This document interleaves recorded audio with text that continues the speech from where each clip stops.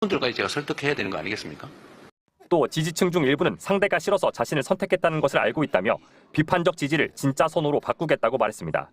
여대 야소 지형으로 국회의 견제 기능이 약해질 수 있다는 우려에 대해서는 그것이 국민의 선택이라고 선을 그었습니다.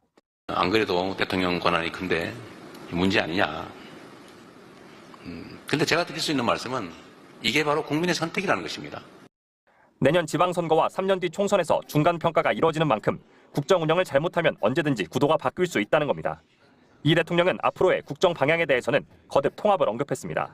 자신은 야당이나 여당의 대표가 아닌 대한민국 전체를 대표하는 대통령이라며 국민이 하나로 모일 수 있는 국정을 하겠다고 강조했습니다. 송미령 농식품부 장관 유임 등 인사 논란에 대해선 색깔이 맞는 사람만 쓰는 것은 위험하다. 한쪽만 쓰면 끝없는 전쟁이 벌어진다고 인사 기조를 설명했고, 누구와 친하다더라, 누구와 뭐 어떤 관계가 있다더라 이런 걸로 판단해서 배제하기 시작하면 남는 게 없습니다. 야당도 국민의 선택을 받은 대표인 만큼 충분히 존중받아야 한다며 국민의힘 등 야권과의 잦은 소통을 약속했습니다. MBC 뉴스 정상빈입니다. 내란 종식과 민생 회복을 기치로 당선돼 인수위도 없이 곧바로 취임한 이재명 대통령. 박정희 정책도 김대중 정책도 필요하고 유용하면 구별 없이 쓸 것입니다.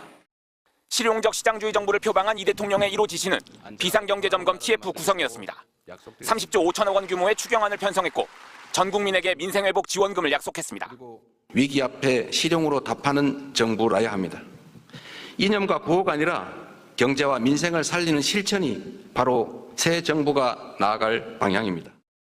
내각 구성과 국정 운영도 실용과 통합, 파격의 연속이었습니다. 전 정권에서 임명된 송미령 농식품부 장관과 오유경 식약처장을 지지층의 반발에도 유임시켰고 다소 어색할 수 있는 전 정권 임명 장관들과도 격이 없이 토론하며 국무회의를 주재했습니다. 여러분들 매우 어색할 수도 있고 그러긴 하지만 우리가 국민에게 위임받은 일을 하는 거니까. 군공항 이전을 놓고 인접 지자체끼리 해묵은 갈등이 반복되자 직접 현장을 찾아 해법을 모색한 건 이 대통령의 스타일이 집약적으로 드러난 장면으로 꼽힙니다. 아까 들어올 때 보니까 저한테 막 저 갇혀가지고 고함 치는 분 있던데 마이크 줄 테니까 들어와서 말씀하시라고 하십시오. 이 대통령의 실용주의는 외교 무대에서도 이어졌습니다.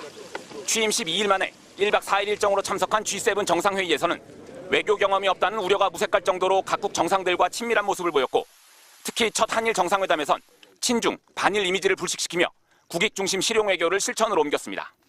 마치 앞마당을 같이 쓰는 이웃집처럼 우리는 뗄래야 뗄 수 없는 관계에 있습니다. 차이들을 넘어서서 한국과 일본이 여러 면에서 서로 협력하고.